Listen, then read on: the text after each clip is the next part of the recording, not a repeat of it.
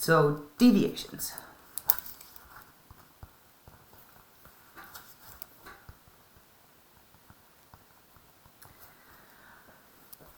So if you want to find a deviation, you're going to use a pretty simple formula.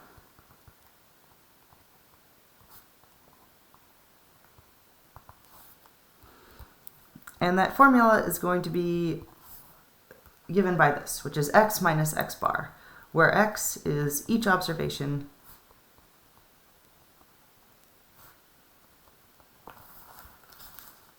and x bar is your sample mean. And note that for all of these, I'm talking about samples and sample means. So what does a deviation look like in practice? Well, let's go back to our arrest data up here. So if we want to find the deviation, we would need to find a deviation for every single observation in the data set. This is because the deviation, again, refers to how far each different observation is from the mean. So what I'm going to do here is I'm actually just going to list out all the different observations that we have. And I'll list them out like this. I'll call them number of arrests, and then I'll refer to them as x in parentheses here. So here are our deviations. Sorry, here are our observations. So each of these x's is one observation. So we have 2 arrests, 1 arrest, 0, 0. And I'm just copying this data that we have into a column here where it'll be a little bit easier to work with.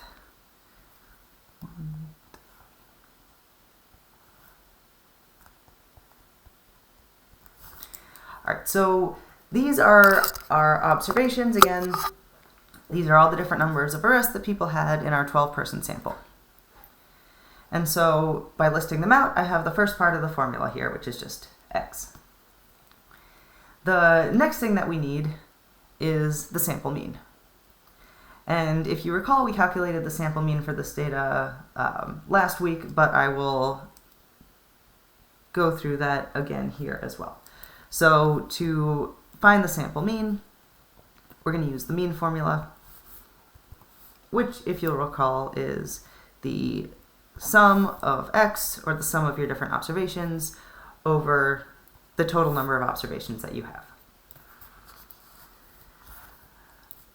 And if you do this math, we're taking all these different observations that we have, we're adding them together, and then we're dividing by the total number of observations, which, if you'll recall, is 12. 2 plus 1 plus 0 plus 0. And here I am just taking the sum of all of these, so adding them all together and dividing by the total number of observations.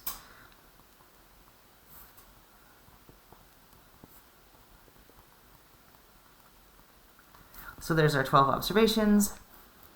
We're going to divide by that number, which is the total number of observations, or 12.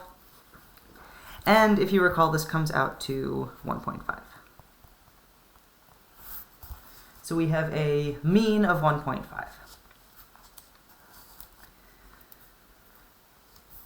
So now we have all the tools that we need to find the deviation for these values. So the deviation is given by each observation minus the mean. So now we're just going to subtract the mean from each of these different values.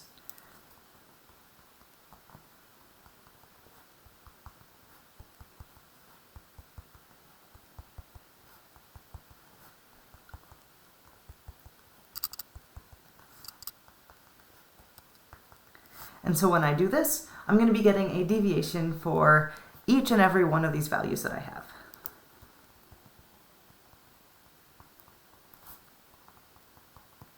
And I'm going to write that in a second column here, which I'm going to call the deviation. So I'll just make a little line here showing this is separate. So these are going to be deviations for each of our different values. So we subtract 2 minus 1.5, we get a deviation of 0.5. We subtract 1 minus 1.5, we get a deviation of negative 0.5. 0 minus 1.5, a deviation of negative 1.5, and so on.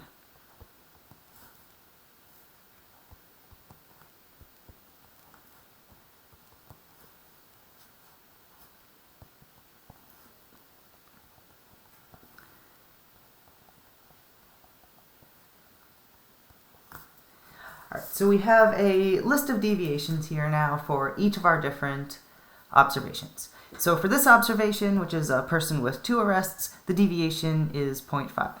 For this person here, which would be a person with 1 arrest, the deviation would be negative 0.5. And so, again, each of these is telling us that this value here of 2 arrests is 0.5 arrests away from our mean.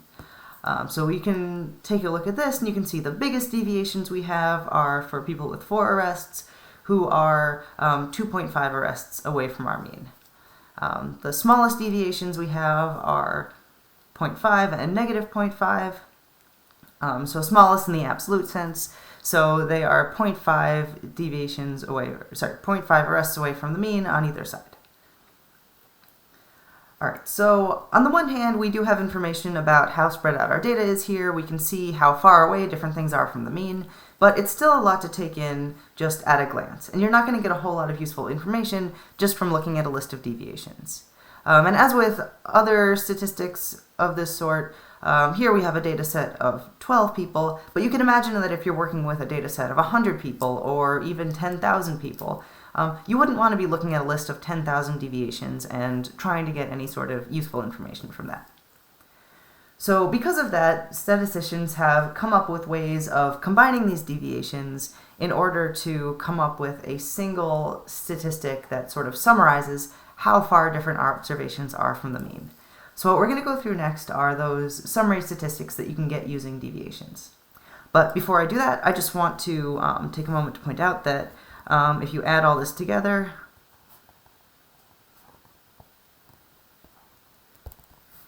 you get 0. And you can try that on your own time if you want, but that's just a good way of checking that your calculations are correct in coming up with a deviation.